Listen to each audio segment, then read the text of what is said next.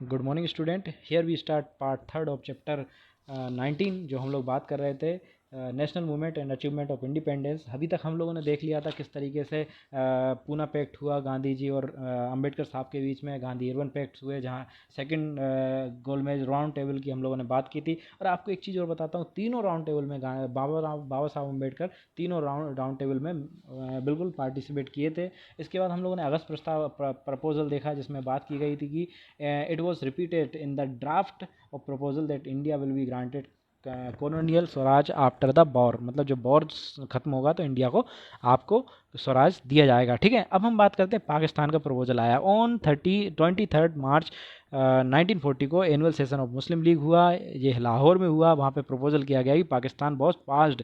ठीक है, पाकिस्तान को पास किया गया। It was said that proposal that geographically adjustment of provisions should be recognize in the manner as created मिस्टिल। जो मुस्लिम मेजोरिटी है वहाँ पे आपको पाकिस्तान देखने को मिलेगा फिर। ठीक है, अब हम बात आती है क्रिप्स मिशन की। तो क्रिप्स मिशन देखो, the British government desperately needed the Indian support during the second world war. ठीक है, सेकेंड वर्ल्ड वॉर में ब्रिटिशर्स चाहते थे कि इंडिया उनकी मदद करे। Southern frontier of India being threaten by the impending Japanese force. On the other hand, Indian National Army in Rangoon was waiting for the attack of India through Burma. Under these circumstances, Stanford Cripps was sent to India that assure that India about the future course and stabilizing the self-rule. According to Cripps proposal, dominance status was भी granted. मतलब इनको बीच में जो सब युद्ध चल रहा था इस सब बीच में साइमन कमीशन को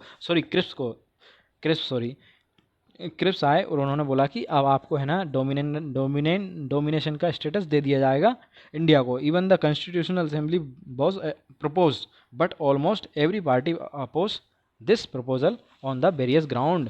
तो ये उन्होंने बोला था कि आपको डोमिनियन स्टेटस बना दिया जाएगा, लेकिन उन्होंने बोला नहीं, अब हमें पूर्ण स्वराज चाहिए। तो ये क्रिप्स मिशन था। ठीक है, ये कब आया था? During the world war, second world war के बीच में इन्होंने ये बात रखी थी। ठीक है, क्योंकि उन्हें भी लगने लगा था अब हमसे कुछ नहीं होने वाला है, ब्रिटिशर्स भी हार चुके थे अपने राप में। ठीक है, अब यहाँ पे देखो क्विट इंडिया मूवमेंट्स की बात करते हैं। तो क्विट इंडिया मूवमेंट्स 1942 में आया था बेटा। In April 1942 the Cripps Mission failed a state of frustration prevailing in the India again. 8 अगस्त 1942 को क्या हुआ?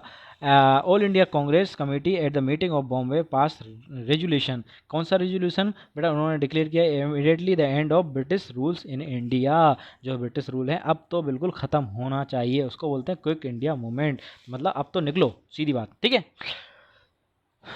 Allied nation fighting against the Germany, Italy, Japan. Gandhi ji give the famous slogan do or die. इसी duration में गांधी जी ने slogan दिया करो या मरो, डू और डाई। ठीक है, in the morning of 9 August 1942 most of leader Congress were arrested, they are loaded in the jail different parts of country. मतलब बहुत सारे लीडर्स को अरेस्ट कर लिया गया और उन्हें सब जगह भेज दिया गया। पीपल्स बहुत ज़्यादा एग्री थे इनसे, बहुत ज़्यादा गुस्से में थे। Few of the places Ballia Satara was free from the British ruler but the agreement the government operation the new bounded bombs were hurled through the aircraft. ठीक है, अब those who were not arrested went to the underground. Quit India movement could not last long due to government. मतलब ये नहीं था कि ये जो क्विट इंडिया मूवमेंट है last long due to government operations. ठीक है, तो ये इस तरीके से क्विट इंडिया मूवमेंट आपको देखने को मिलेगा पूरा का पूरा। तो यहाँ पे कुछ थे जैसे बलिया सतारा की हम लोगों ने बात की, ये सब फ्री कर दिए गए थे ब्रिटिश रूल से। ठीक है ना, तो ये हमारा क्विट इंडिया मूवमेंट है। इसमें सबसे ज़्यादा इंपॉर्टेंट है बेटा डू एंड डाई, ये आपको याद करना चाहिए, एमसीक्यू में पूछा जा सकता है। ठीक है, तो इसकी जो डेट है 1942 ये भी आपको याद होनी चाहिए। ठीक है, अब यहाँ पे बात करते हैं हम लोग द इंडिपेंडेंस एंड पार्टीशंस। और इंडिपेंडेंस और पार्टीशन में हम देखेंगे the British government announce that 1946 they willing to end of Indian rules. जो इंडिया के ऊपर रूल कर रहे हैं वो खत्म कर देंगे। कैबिनेट मिशन आया, negotiated with the Indian leader. उन्होंने नेगोशिएट किया the transfer of power if the proposal of formation of interim government बनाई गई उस समय, जिसको अंतरिम गवर्नमेंट बोलते हैं। इसमें हमारे जो जवाहरलाल नेहरू थे वही वो आपके पीएम बने। Muslim League initially refuse to join government. Muslim League ने उन्हें मना कर दिया क्योंकि मुस्लिम लीग क्या चाहती थी? पाकिस्तान की डिमांड थी उनकी। ठीक है, बट द मुस्लिम लीग उन्होंने रिफ्यूज़ कर दिया। On 20 February 1947 government announce that important policy Lord Mountbatten last vice Roy थे, लॉर्ड माउंटबेटन। ठीक है ना, new vice Roy of India who work out of compromise after the discussion, the leader of Muslim League in Congress, the country prominent parties, यहाँ पे partition देखने को मिलेगा। यहाँ पे पाकिस्तान यहाँ पे उन्होंने बना दिया, ठीक है। तो उस समय माउंट बेटन हमारे वाइसरॉय थे, उन्होंने ही ये, जहाँ तक वहाँ तक है, आपको इनका रोल देखने को मिलेगा मुस्लिम लीग और कांग्रेस के बीच में, जिसको बोलते हैं मांडोली जो करवाते रहते ना बेटा, मांडोली करवा रहे थे उस समय, और इन्होंने फिर पार्टीशन किया, पाकिस्तान क्रिएट हुआ। It was decided of Mountbatten plan, ruling power will be transform to India and Pakistan on 15 अगस्त 1947, ठीक है। तो ये 1947 15 अगस्त को हमारा इंडिपेंडेंस डे भी मनाते हैं हम लोग।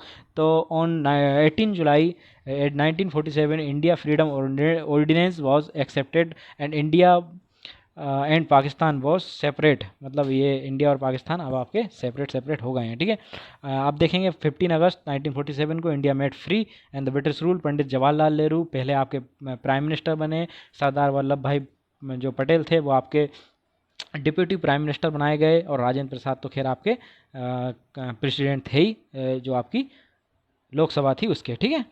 ये आपका हुआ चैप्टर ख़त्म। यहाँ हम लोगों ने देखा पर्टिकुलरली किस किस तरीके से मूवमेंट्स थे पूरे के पूरे। मैं एक बार क्विक रिवीजन दे देता हूँ इसका, कि आपने हम लोगों ने क्या क्या देखा बेटा। रोलेक्ट एक्ट देखा, फिर आपको जवाहरलाल जलियांवाला बाग मैस्कर्स देखे हम लोगों ने, फिर हम लोग खिलाफत कॉरपोरेशन की बात की, फिर हम लोगों ने बात की किसकी, मूवमेंट्स की, कौन सा फाउंडेशन ऑफ स्वराज दल, उसके काम हमने देखे, फिर साइमन कमीशन देखा, फिर उसके बाद सिविल डिसोबीडियंस मूवमेंट देखा, उसके बाद हम लोगों ने क्या देखा, गांधी इरविन पैक्ट, फिर आपको communal panchayat, world war second, अगस्त प्रपोजल, और पाकिस्तान का प्रपोजल, क्रिप्स मिशन, फिर हम लोगों ने देखा क्विट इंडिया मूवमेंट 1942। यहाँ से हम लोगों ने सोच लिया था कि अब हमें आज़ादी चाहिए, इससे नीचे में हम लोग बात नहीं करेंगे, हमें कोई स्टेटस नहीं चाहिए, कोई सेल्फ गवर्नमेंट नहीं चाहिए, हमें बस आज़ादी चाहिए, हम खुद अपनी गवर्नमेंट चुन लेंगे, ठीक है। फिर आता है इंडिपेंडेंस एंड पार्टीशन। पार्टीशन कहाँ से, इंडिया और पाकिस्तान का पार्टीशन यहाँ से देखने को आपको मिलेगा, ठीक है। ये आपका पूरा चैप्टर खत्म हुआ। आई होप आपको समझ में आया होगा। Thank you.